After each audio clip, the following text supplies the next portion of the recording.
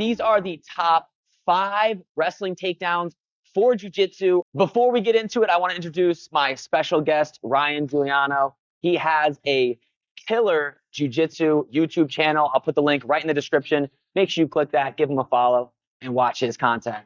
Starting out with number 5 is going to be the snatch single. With the snatch single, I'm going to attack the lead leg. I'm going to take a big step in. I'm going to put my head into his chest, and I'm going to lock behind the knee.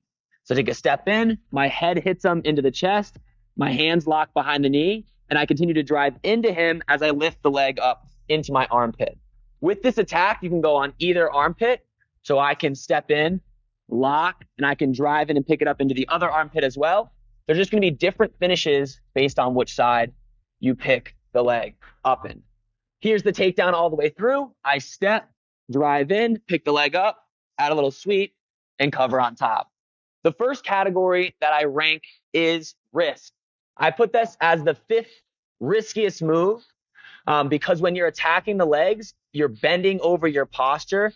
And not only are you at risk to get tired and sprawled on, but you're also at risk for submissions. So if I go and step in and snatch the leg, my opponent can obviously go for submissions here, as well as he can sprawl and get me in a position where I'm tiring myself out. Snatch singles for jiu-jitsu, like Evan said, you can finish this on either side. I typically like to be outside of his body because if I'm finishing this here, I'm landing straight into his closed guard, right? So as it applies to jiu-jitsu, generally being on the outside is best. I'd say the biggest problem with single legs in jiu-jitsu is the threat of the guillotine. So when you're hitting these, make sure your head is on the inside. He's going to drive into me, rip my leg out from underneath me. As long as he goes through this motion quick, I won't have the opportunity to do what I need to get the guillotine, which would be to pop his head to the outside, right? I grab his neck, and now I have this free leg, which I need to swim over top to finish the move, right? I would snap him down, cut an angle, and now I'm free to go. If he takes a head outside single, he's already putting himself in that position. So it's best to stay head inside, drive in, finish quick, and then you'll have no problem. The last thing I'd say for single legs is the most dangerous takedown in all of grappling, which would be the scissor sweep. It's similar to a Jonesy tilt if you're more of a wrestling guy. But one big danger that nobody should be hitting on you in a jiu-jitsu gym is for them to backstep here, take you back this way, and enter into saddle. This is kind of our home base for a bunch of leg locks. And if you take a snatch single and you just stand there, you're opening yourself up for those sort of attacks. The next category is maximizing reward. What positions are we going to end up when we finish this takedown? I put this at number 4 out of the takedowns for maximizing reward. In an ideal situation, I'll step in, I'll snatch the leg, I'll have the leg on the inside, so I'm on the outside. I sweep to finish, and I'm covering in this side control position here. Maybe you'll take their back. But I think based on even the risk we talked about earlier, you might not end up there as often as you want. And I think it's just not a lot of control because you have one leg, you're down low at the ankle versus on the hips. Like Evan said, to control someone, you want both hips. Why double leg generally is better than a single leg. It's easier to take someone down when you have both of their legs. And when someone just has one of their legs, it's easier for me to defend that. Next category is effort. How hard is this takedown? I put this at number 5. I think it's the hardest of the 5 takedowns to get, and mainly because you have to really work through these finishes. There's a lot of defensive options he has, and you're going to go into the snatch single. Most likely they're going to sprawl, and you're going to be trying to work through these finishes here, which become a lot of effort, right? So if you're fine, you got great cardio, maybe it's a better takedown to go to. But if you're really tired and you're later on in the rounds, that might be a shot where you really avoid taking because you're going to gas yourself out. Last thing I ranked it on was complexity.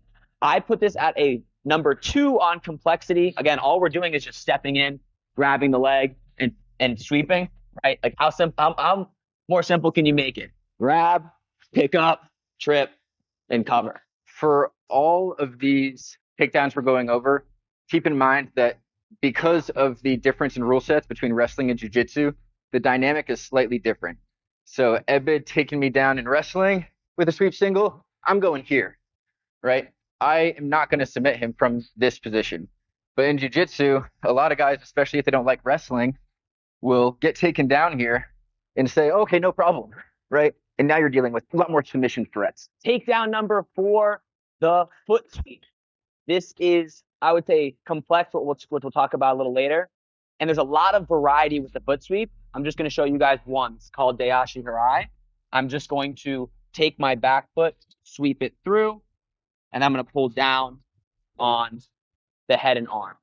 The general idea is you're taking the leg out, and then you're putting all the weight on the leg you just took away.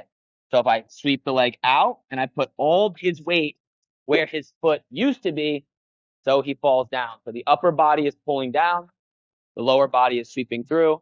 Some little advice with this: keep your legs straight.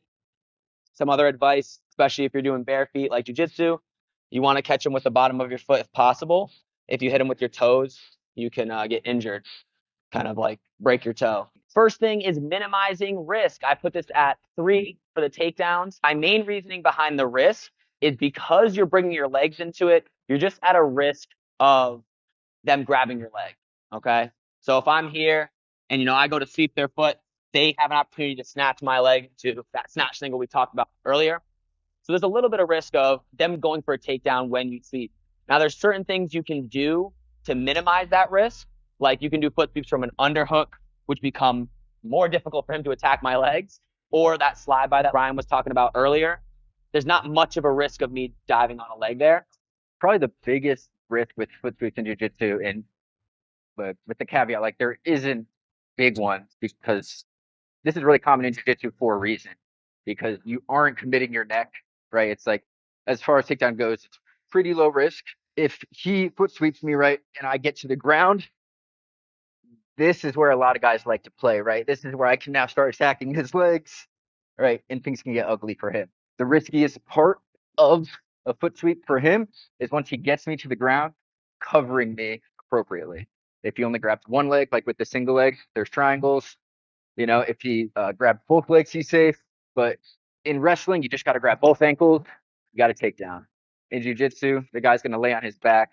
He has his own attacks from there. And even the framing, like when I foot sweep him to the floor, in wrestling, I just land on you. Even though I was here, they give me the takedown. Right. But like in jiu-jitsu, I got to pass all these things. It's very difficult to do.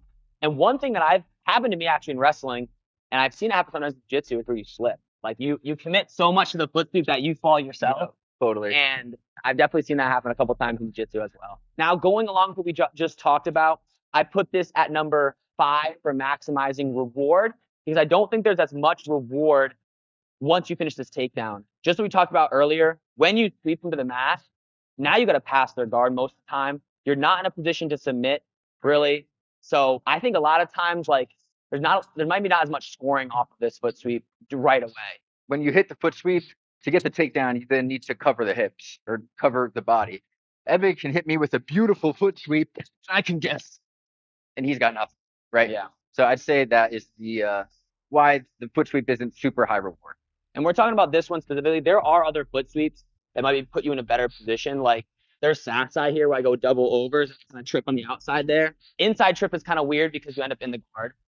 Yeah. And it's somewhat of a foot sweep, but there's an inside trip here where I can go here and fall down. You still end up in a position where you have to pass the guard. You have to do another technique to even score or look for a submission.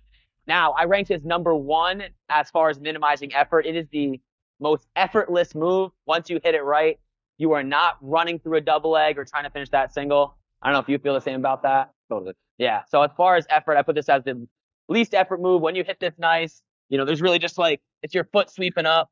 You're not using much muscle to get through this. And if you are using a lot of muscle, it normally doesn't work. Like if you're really trying to kick through it, or that's where you're at risk. So, and going along with that, as far as the last category, complexity, it becomes the most complex. So it's the balance there. It's very complex because the timing is so hard to get. So if you're just starting out with jiu-jitsu, and you don't have a judo background, this is something that's going to take a year, 2 years to get. The main thing as far as timing goes is sweeping the leg when it comes off the mat. So if he has a lot of weight on this leg already, it's going to be very hard to sweep it, especially with the technique we were showing earlier. So the timing is like this. I'm moving him back. Yeah, I'll move him around a little bit. When he steps off his foot, that's when I sweep.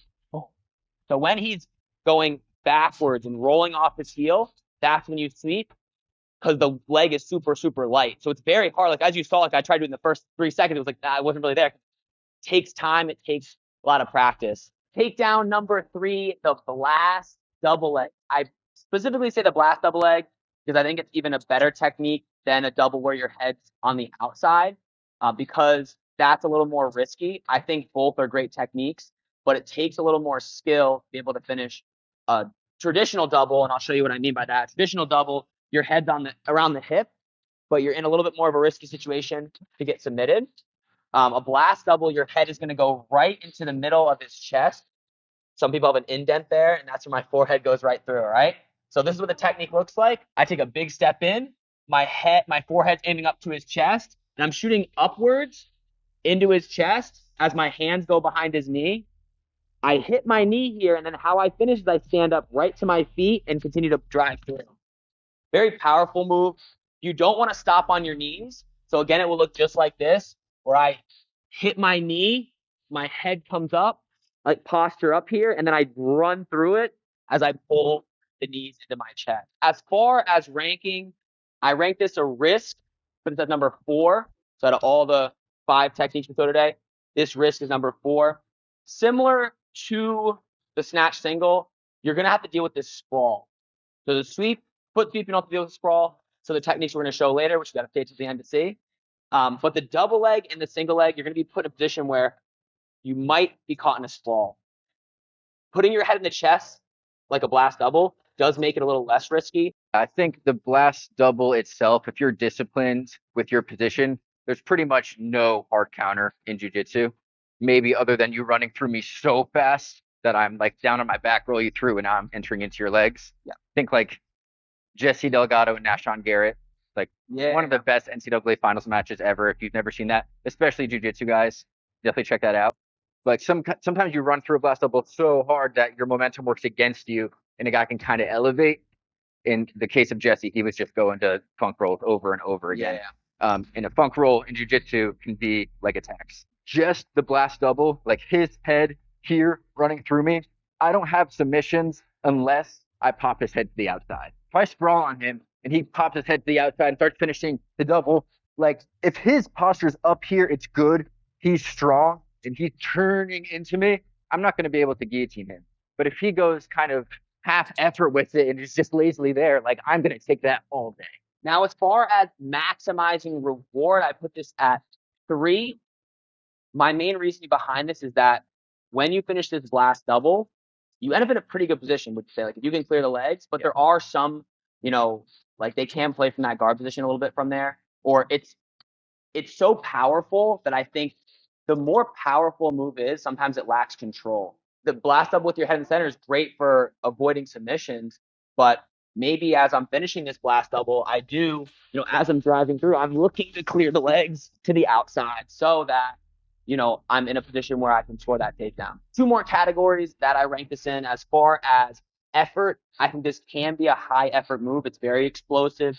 It's not like a foot sweep where you're just catching it at the perfect time. You have to run your feet. A lot of times you're covering a lot of ground. Like, how hard is it to pick a guy up and run 5 feet when they're trying to fight you as hard as possible?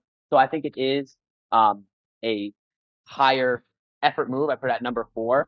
So like I said, if I'm in a match, normally it's going to play out where I hit this blast double and I'm running them through, running, and very fast, very explosive. But as far as complexity, I think it is probably the least complex one. I'd say number 1 as far as complexity. Snatch single is very simple too. The finishes with the snatch single can be complex, but the finish with the blast double is wrong. Yeah. Right. The mechanics is very simple. I already showed it in the beginning, but it's straight through them. Hit your knee and then run. Like, I don't know how simpler of a move it can be. Number 2, the body lock. This position has a lot of options. It's actually, I'd say, not as common in wrestling. My guess is why it's more common in jiu-jitsu is because we're a little bit more upright here. So it's easier to get to the upper body attacks. Normally I have to get an underhook on one side and normally end up in a double underhook position pretty much. So this can happen from shots, but I'm going to lock my hands around the body. You can do an S grip. You can do a gable grip. Those are the two that I normally like to do. And there's a lot of options. So again, we might get into this by going like just digging underhook, digging in. They might try to like double, boom, jack it up, get to here. Some of the things I'm looking to do here, I can try to throw by. So I'll raise my elbow into the sky and duck underneath his underhook or his overhook. That puts you in a great position. Another thing I'll do is I'll come in front here. And I'll wrestle from this like hip toss position. There's a little bit of a risk when he's in front of you. So if we see this here, if he's in front of me, he can actually whizzer kick me, right? Or he could inside trip me, kind of come back that way. So that's my biggest thing. Like from underhook position in general, I like being in front here, if anything, because it limits all of his options. The other option that he has, not really from a body lock, but from a single underhook would be a fireman's if I faced him. But his body lock limits that. So I'm in this locked position. I'm going to either come in front, try to go more toward the hip toss. I can try to duck backward, do more of a mat return finish. So as far as the first category, minimizing risk, I put this at number 2. I think you're not putting yourself in too risky of a position. Like we talked about earlier, what are some of the main counters when we go to this body lock? It's going to be a whizzer kick, where even if we land here, because I have his arm trapped, I'm actually in a position where I can roll him through somewhat easily. Like it's hard for him to post. And one thing that I didn't talk too much about is the more explosive a throw is, the more opportunity you have to roll it because he can't stop his momentum. And then even if they do throw, right? There's a little the risk here. I'm in what, half guard, so I can play here, right? This isn't too bad of a position for you, right? Yep. The other option that I think happens, I don't know if it happens in jiu-jitsu to tell you the truth too often, but that inside trip, you'll end up in, full guard position. But if you use the tip I said earlier, where you just keep wrestling with your hip in front here, there's really not much that he's gonna be able to do. He can't really do that whizzer kick or that uchimata unless he comes in front. But when I looked at the stats for some of these most recent competitions, uchimata was one of the more common attacks. So you definitely have to be aware of that. Something to definitely be aware of and to consider is that Ebid having an underhook here, like, has inside position, right? That's typically speaking a benefit to him. But by having an overhook, I have outside position, meaning this space out here is kind of mine. And when you see flying attacks, flying triangles, flying arm bars, it's almost every time from an overhook. But if we take this to the mat and we're in like kind of a dog fight, right? Like this is the space, right, that I have with this overhook. If I just come here, right, and roll over, boom, like there's my arm bar. Again, I would say the body lock's still not very risky because not a lot of guys are hitting flying submissions, but definitely something to think about when you're going for the underhooks there. And if I have the hands locked, would it be more difficult for you to hit some of those techniques? Would you like if you were defensively looking to hit that flying triangle or something, would you break the lock first? Would it to get your knee through almost or something? I don't hit a ton of flying things, but I definitely need space in order to do them, right? So yeah, if you are good here, and again, my leg is stuck in here right now, so I don't have this space right now. So it's gonna be pretty hard for me to hit anything. I would need to whizzer kick first. Now I'm on the outside. Now there's a triangle, right? Yeah. So if Evan in those situations is compressing the space, you're not going to see a lot of that stuff. Now, as far as reward, I put this at number 2. I think you're going to end up in a pretty good position, right? What type of techniques am I going to hit from here? If I even have a bear hug them backwards here, you're going to end up in a position where you want to side control if they belly out. You went hip toss, you're kind of in a great position too. If you went kind of in front here, you're really in a good position. You just have so much control. It's controlling the hips and really above the hips almost once you land. It's like with that single leg, you're on the ankle when you finish. It's like they have so much movement there. With this body lock, you're they just pin their hips to the ground.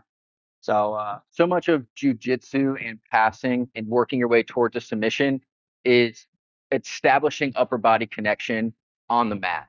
That's why side control is a great position if you lay flat on your stomach. Like it basically just like a pin in wrestling is a dominant position in jujitsu. This is one of the places where I want him, where I can start working towards submissions. Now, the last two categories, effort and complexity. As far as effort, it's kind of in the middle. You may have to like muscle through this. It's not a foot sweep where it's perfect timing.